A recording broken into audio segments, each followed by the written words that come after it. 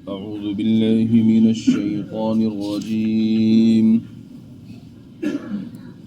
بسم الله الرحمن الرحيم. قل هو الله أحد الله الصمد لم يلد ولم يولد ولم يكن له كفوا أحد. صدق اللہ العظیم. قل هو اللہ احد. آپ کہہ دیجئے بات یہ ہے کہ اللہ تعالیٰ ہر لحاظ سے ایک ہے. اللہ الصمد، اللہ تعالیٰ ہی ایسا ہے کہ سب اس کے محتاج ہیں، وہ کسی کا محتاج نہیں. لم یلد ولم یولد، نہ اس کی کوئی اولاد ہے اور نہ وہ کسی کی اولاد ہے. وَلَمْ يَكُنْ لَهُ كُفُوًا أَحَدٌ، اور اس کے جوڑ کا کوئی بھی نہیں. اور جو سورہ مبارکہ ہم نے تلاوت کی ہے اور تلاوت کے ساتھ ساتھ اس کا ترجمہ بھی کیا، یہ سورہ اخلاص ہے، اور دوسرا نام اس کا توحید بھی ہے، سورہ توحید. یہ قرآن مقدس کی ان سورہ مبارکہ میں سے ہے جو بہت چھوٹی سورت ہے، 4 آیات پر مشتمل ہے، اور ایسی سورت ہے کوئی بدنصیب ہی مسلمان ہوگا جس کو یہ سورت یاد نہ ہو، ورنہ تقریباً تمام مسلمانوں کو یہ سورہ مبارکہ یاد ہوتی ہے. یہ سورہ مبارکہ فضائل کے اعتبار سے بھی بہت زیادہ فضیلت رکھتی ہے. حضور اکرم صلی اللہ تعالی علیہ وآلہ وسلم نے ارشاد فرمایا، یہ سورہ مبارکہ سورہ اخلاص 3 قرآن کے برابر ثواب رکھتی ہے. یعنی کوئی بندہ اگر سورہ اخلاص کو 1 مرتبہ پڑھ لیتا ہے تو گویا کہ اس نے 10 پاروں کی تلاوت کر لی.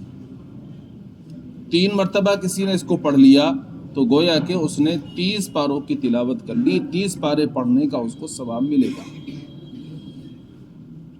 بعض علماء نے فرمایا کہ جو 1/3 قرآن کے برابر اجر رکھتی ہے تو اس کی وجہ یہ ہے کہ قرآن کریم کے اندر بنیادی طور پر 3 عقیدوں کو بیان کیا گیا. ایک عقیدہ توحید، دوسرا عقیدہ رسالت، تیسرا عقیدہ آخرت. توحید یعنی اللہ تعالیٰ کو ایک ماننا. رسالت، ایک تو رسالت ہے کہ تمام پیغمبروں پر ایمان لے کر آنا کہ جتنے بھی پیغمبر ہیں سب برحق ہیں. اور ایک ہے رسالت محمدی صلی اللہ تعالی علیہ وآلہ وسلم، یعنی حضرت محمد مصطفیٰ صلی اللہ تعالی علیہ وآلہ وسلم کو آخری پیغمبر مان کر آپ کی تعلیمات پر چلنا. یہ عقیدہ رسالت محمدی کہلاتا ہے. اور تیسرا ہے عقیدہ آخرت، یعنی مرنے کے بعد دوبارہ زندہ ہونا، یہ عقیدہ رکھنا. تو یہ 3 بنیادی عقیدے ہیں جن کا قرآن کریم کے اندر بیان ہے. تو ان میں سے سورہ مبارکہ کے اندر عقیدہ توحید کو بیان کیا گیا ہے. تو اس اعتبار سے یہ 3 قرآن کے برابر ثواب رکھتی ہے. تو عقیدہ توحید کا اس میں بیان ہے. باقی عبادت کا جو عقیدہ ہے اس میں باقی جو عقیدے ہیں رسالت کا اور آخرت کا، ان کو دیگر صورتوں میں اللہ تعالیٰ نے بیان فرمایا ہے.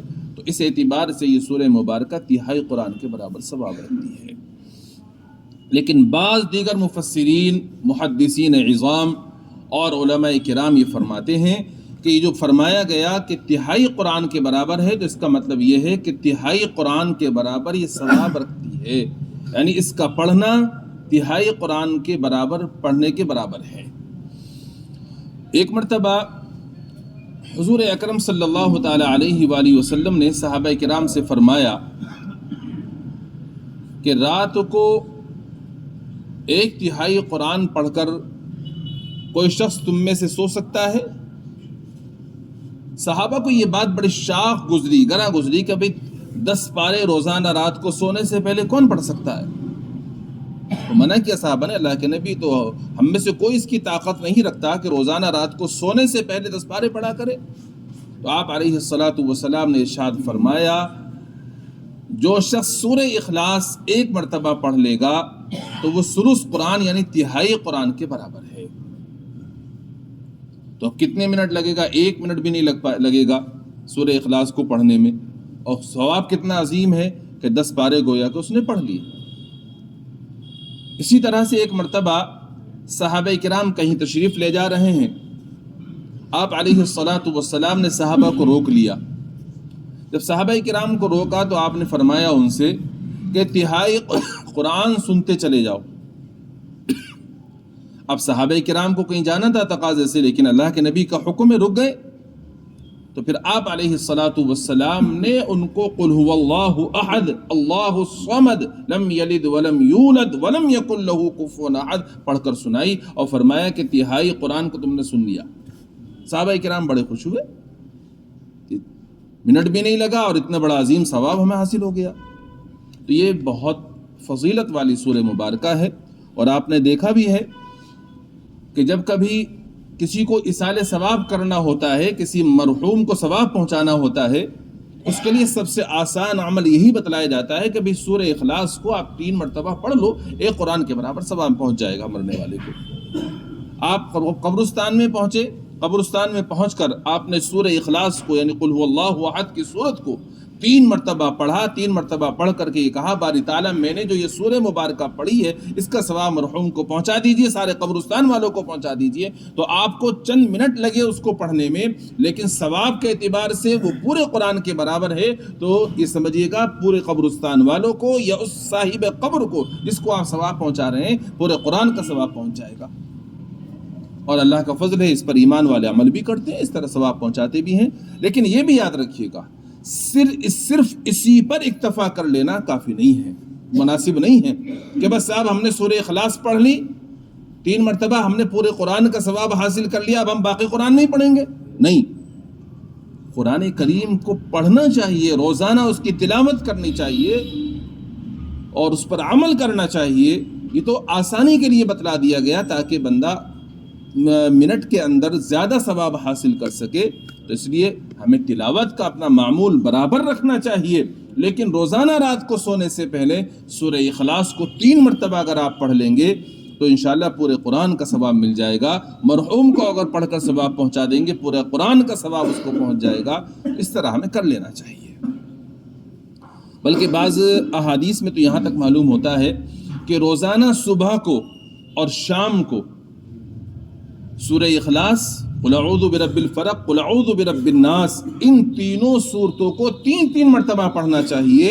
جو صبح کے وقت پڑھ لے گا یہ صورتیں دن بھر اس کے لیے کافی ہو جائیں گی، جو رات کو پڑھ لے گا صبح تک اس کے لیے صورتیں کافی ہو جائیں گی۔ یعنی ہر قسم کی بلا، شرور اور فتن سے اللہ تعالیٰ ان سورہ مبارکہ کی برکت سے اس کی حفاظت فرما لیں گے۔ آپ علیہ الصلاۃ والسلام کا معمول مبارک تھا کہ آپ فجر کی سنتوں کی دوسری رکعت میں قل هو اللہ احد کی سورت کی تلاوت فرماتے تھے۔ پہلی رکعت میں قل یا ایھا الکافرون، دوسری رکعت میں قل هو اللہ احد کی سورت تلاوت فرماتے تھے۔ آپ جب طواف فرماتے تو طواف کے 7 چکر لگا لیتے تو اس کے بعد 2 رکعتیں پڑھی جاتی ہیں، تو ان میں بھی دوسری رکعت میں آپ یہی سورہ مبارکہ پڑھتے تھے۔ بعض روایات سے معلوم ہوتا ہے مغرب کے بعد کی جو 2 سنتیں ہیں ان میں بھی آپ پہلی رکعت میں قل یا ایھا الکافرون اور دوسری رکعت میں قل هو اللہ احد کی سورت تلاوت فرمایا کرتے تھے۔ تو اگر ہم اس پر عمل کریں گے تو انشاءاللہ ہمیں سنت پر عمل کا ثواب بھی ملے گا اور جو فضیلت ہے وہ بھی حاصل ہوگی۔ لیکن مستقل اسی کو نہ پڑھیں، دوسری سورت بھی پڑھ لیا کریں کبھی کبھار، کیونکہ اگر مستقل اسی کو پڑھ لیا تو کہیں ایسا نہ ہو کہ کوئی سمجھنے لگ جائے کہ بھئی یہی صورتیں لازم ہیں۔ تو ایسا نہیں ہے، لازم یہی صورت نہیں ہے۔ قرآن نے تو فرمایا فَقْرَؤُوا مَا تَيَسَّرَ مِنَ الْقُرْآنِ، قرآن میں سے جو بھی تمہیں آسان ہے وہ پڑھ لو۔ اس لیے کسی بھی صورت کو لازم نہیں کرنا، فضیلت حاصل کرنے کے لیے، سنت پر عمل کرنے کے لیے کوئی اس کو پڑھتا ہے تو اچھی بات ہے۔ ایک صحابی ہیں حضرت کلثوم بن حدم انصاری رضی اللہ تعالی عنہ، جلیل القدر صحابی ہیں۔ جب حضور اکرم صلی اللہ تعالی علیہ وآلہ وسلم ہجرت فرما کر مدینہ منورہ تشریف لے گئے تو وہاں پر آپ نے ایک قبیلہ ہے قبیلہ اوف، وہاں پر آپ نے 14 دن قیام فرمایا، جہاں پر اس وقت مسجد قباء ہے، اور جو لوگ وہاں پر تھے ان قبیلے والوں نے آپ علیہ الصلاۃ والسلام کی اپنی حیثیت کے مطابق خوب خدمت کی، لیکن آپ علیہ الصلاۃ والسلام کچھ پریشان سے رہتے۔ یہ صحابی حضرت کلثوم بن حدم رضی اللہ تعالی عنہ، انہوں نے فرمایا ایک روز، اللہ کے نبی آپ کچھ پریشان سے ہمیں محسوس ہو رہے ہیں، کیا ہم آپ کی مرضی کے مطابق خدمت نہیں کر پا رہے، کیا بات ہے؟ آپ علیہ الصلاۃ والسلام نے فرمایا یہ بات نہیں ہے، کہ کیا وجہ ہے، کیا پریشان ہے؟ فرمایا میرے دل یہ چاہتا ہے کہ اجتماعی طور پر جماعت کے ساتھ نماز پڑھنے کے لیے کوئی جگہ ہو، سب لوگ اکٹھا ہو کر جماعت سے نماز پڑھیں، میرا دل یہ چاہتا ہے، اس کی وجہ سے میں پریشان ہوں۔ تو صحابی کہنے لگے اللہ کے نبی میرے پاس میں بہت زمینیں ہیں، اللہ نے مجھے بہت زمین دی ہے، اور ایسی زمین ہے کہ جس کا میں اکیلا مالک ہوں، کوئی اس میں شریک نہیں ہے، کسی اور کا حصہ نہیں ہے، آپ ان زمین میں سے نشاندہی فرما دیں رقبے کی، کتنی زمین آپ کو چاہیے میں آپ کو دے دوں گا۔ آپ علیہ الصلاۃ والسلام نے فرمایا بھئی قیمت بتاؤ، کیا قیمت ہوگی اس کی؟ انہوں نے کہا نہیں اللہ کے نبی میں اس کی کوئی قیمت نہیں لوں گا، اس لیے کہ میں خود مالک ہوں، کوئی اس میں میرا شریک نہیں ہے، کوئی ساجی نہیں ہے۔ تو آپ علیہ الصلاۃ والسلام نے حضرت جبریل امین کے اشارے پر نشان لگا دیا اور فرمایا کہ یہاں سے یہاں تک مسجد بنا دی۔ تو وہاں پر مسجد قباء تعمیر ہوئی، اور اس کی زمین حضرت کلثوم بن حدم انصاری رضی اللہ تعالی عنہ نے عطیہ فرمائی، انہوں نے دی ہے۔ تو یہ وہ مسجد ہے جس کا ذکر اللہ تعالیٰ نے 11ویں پارے میں بھی فرمایا، لَمَسْجِدٌ أُسِّسَ عَلَى التَّقْوَى مِنْ أَوَّلِ يَوْمٍ أَحَقُّ أَن تَقُومَ فِيهِ، کہ وہ زمین، وہ مسجد جس کی بنیاد پہلے ہی دن تقوی پر رکھی گئی ہے، وہ مسجد اس بات کی زیادہ حقدار ہے کہ آپ اس میں کھڑے ہوں۔ تو یہ وہی مسجد ہے جس کو مسجد قباء کہا جاتا ہے۔ تو یہ صحابی جو ہیں وہاں امامت بھی فرماتے تھے، تو امامت جو فرماتے تھے تو ان کا معمول تھا یہ سورہ فاتحہ کے بعد میں سورہ اخلاص پڑھتے، اور سورہ اخلاص کے ساتھ ساتھ کوئی اور سورت ملا لیتے، ہر رکعت میں ایسی پڑھ رہے ہیں، ہر نماز میں ایسی پڑھ رہے ہیں۔ اب مقتدی ہیں، مقتدیوں کو تو شکایت ہو ہی جاتی ہے کہ امام صاحب کیا نیا کام کر رہے ہیں بھائی۔ تو حضرات صحابہ جو ان کے پیچھے نماز پڑھتے تھے انہوں نے شکایت کی کہ بھائی حضرت صرف سورہ اخلاص ہی کافی ہے، اگر آپ کو پڑھنی ہے تو اس کے ساتھ دوسری سورت ملانے کی کیا ضرورت ہے؟ انہوں نے فرمایا کہ دیکھو بھائی، اگر تم چاہتے ہو میں امامت کروں تو میں ایسی طرح سے پڑھوں گا، اور اگر تم چاہتے ہو کہ میں سورہ اخلاص نہ پڑھوں تو میں امامت نہیں کروں گا آج سے۔ صحابہ کرام خاموش ہو گئے، چونکہ اللہ کے نبی نے ان کو امامت کے لیے منتخب فرمایا تھا۔ اب شکایت اللہ کے نبی کے پاس پہنچی، اور ان صحابہ کرام نے جا کر شکایت کی اللہ کے نبی آپ نے ان کو امامت پر منتخب فرمایا ہے، بہت نیک آدمی ہے، اس میں کوئی شک نہیں ہے، مگر وہ یہ کرتے ہیں کہ ہر نماز میں سورہ اخلاص کے ساتھ ساتھ دوسری سورت پڑھتے ہیں، کیوں پڑھتے ہیں اس طرح سے؟ تو آپ علیہ الصلاۃ والسلام نے ان کو بلا کر دریافت فرمایا، کبھی تمہاری شکایت آئی ہے ایسے ایسے، کیا معاملہ ہے؟ وہ کہنے لگے اللہ کے نبی اس صورت میں جو اللہ تعالیٰ کی صفات کو بیان فرمایا گیا مجھے اس سے محبت ہے، میں اس کو پسند کرتا ہوں، اس وجہ سے میں اس کی ہر رکعت میں تلاوت کرتا ہوں۔ تو آپ علیہ الصلاۃ والسلام نے ارشاد فرمایا تم جو اس صورت کو پسند کرتے ہو اللہ تبارک و تعالیٰ نے اس وجہ سے تمہارے اوپر جنت واجب کر دی۔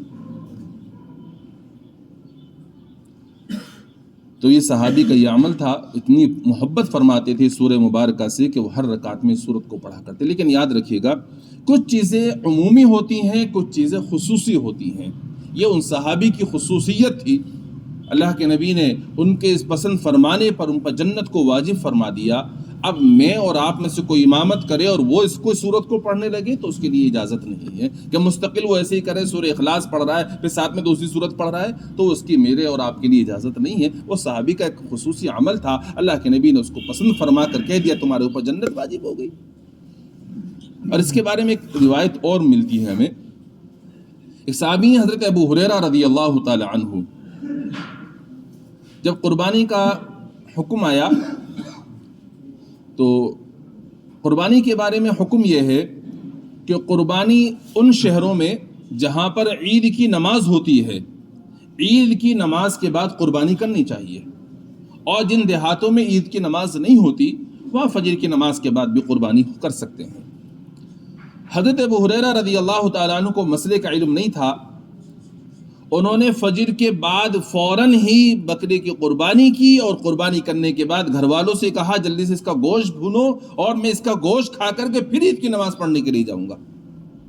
گھر والوں نے ایسے کیا، اللہ کے نبی کی خدمت میں چلے گئے، جا کر اپنے بارے میں بتا دیا میں ایسے سے قربانی کرایا۔